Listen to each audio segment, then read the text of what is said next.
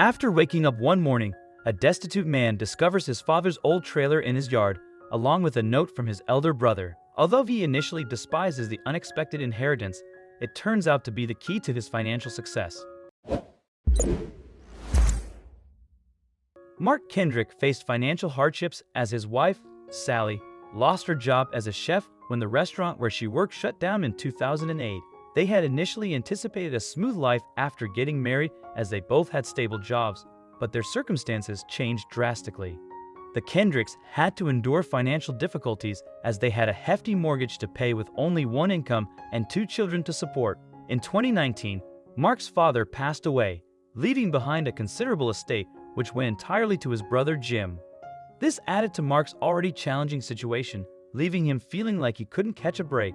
Even though Mark never told anyone, even Sally, the conditions of his father's will had hurt him deeply.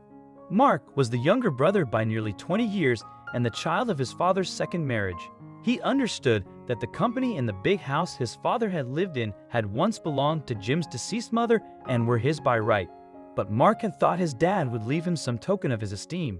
Back when Mark was small, his father had often played hide-and-seek games with him. The little boy would often find a little treat under his pillow with a note, chocolate, or a piece of candy, and the note always said, "Daddy loves you, Mark." They'd go off on vacation, Mark, his mom, and his dad, on their old trailer. His half-brother Jim would never go. He'd always turn up his nose at their trashy trailer and go off with his fancy college friends. The trio would drive around the back roads of America, stopping whenever they fancied a town's name, and the first meal they made was always his dad's spicy clam chowder. Those vacations were Mark's fondest memories of his childhood, and they had ended when his mother passed away, a victim of cancer when Mark was 15. After that, the trailer just sat in the backyard. Mark's dad had withered away to a shadow of his former self and became almost a recluse. In his last years, he refused to see anyone at all, even his sons and grandchildren. Then, 2 years after his dad's death, Mark woke up to find the old trailer parked in his driveway. He immediately phoned his brother. "Jim, what's going on?" he asked. "You left the trailer here?" Also, if you've not done so already, please subscribe to our channel and click that notification bell to get inspired by these animal stories every day. Now, back to the story. His brother was abrupt. "The old man wanted you to have that piece of junk," he said, "and it's taking up space I need, so you take it and throw away your own trash." "Jim," Mark asked quietly, "why can't we be friends?" "You ask me why," asked Jim bitterly. "He loved you more than he ever loved me. He spent more time with you on that stupid trailer than he ever did with me. That's why." Mark hung up the phone sadly. Then he went outside and climbed into the old trailer. It was sadly neglected and would need a lot of work before it could be used again. Mark sat on his old bed and tested the mattress. He'd have to get a new one. Then, out of old habit, he stuck his hand under the pillow. To his surprise, he felt something there. There was an envelope under the pillow with his name on it.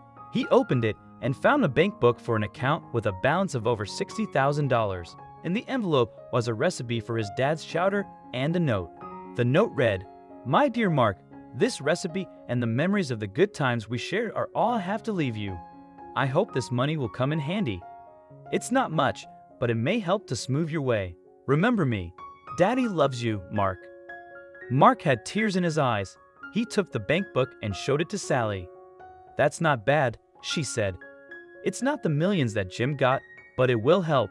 You can sell that old trailer too. That should bring in a little more money." Mark was shocked.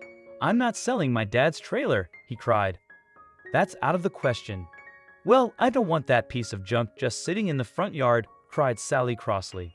Mark sat on the front porch looking at that trailer for hours. It certainly needed a lot of work.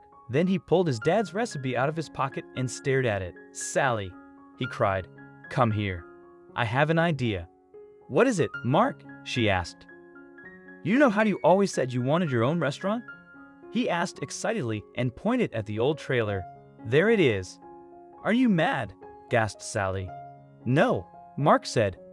"Listen, we transformed that old trailer into a mobile restaurant or food truck. We make that amazing clam chowder of my dad's.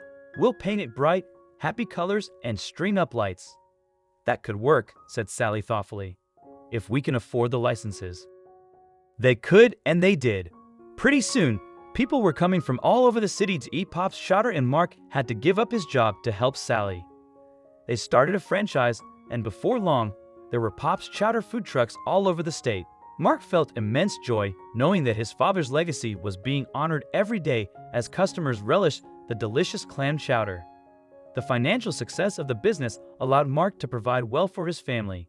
He reached out to his brother Jim and invited him and his family for a family lunch at the newly renovated trailer. Over a meal of chowder, the two brothers reconciled and made peace, just as their father would have wished.